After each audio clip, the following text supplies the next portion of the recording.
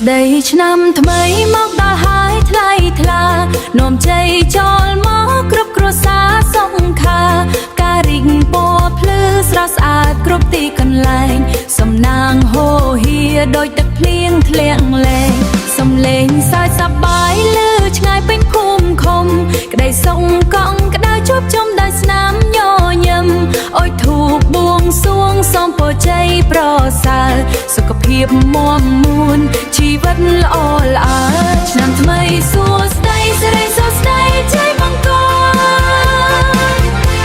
សំណាងហូរចូលពេញផ្ទះគ្រប់មនុស្សទាំងអស់ព្រមលេងសប្បាយច្រៀងដោយចិត្តរីករាយសូមឲ្យឆ្នាំថ្មីសូមឲ្យឆ្នាំថ្មីនាំជ័យជំនះគ្រប់កាយក្រមាចងដៃលេងល្បែងប្រជាប្រិយបេះដូងស្រង់ថ្លាពោពេញដោយអំណរចូលវត្តធ្វើបាបពោពេញដោយអំណរចូលវត្តធ្វើបន់ប្រគេនទានសាទរសុំសេចក្តីសុខសុំសេចក្តីសុខជួនញាតិមិត្តទាំងអស់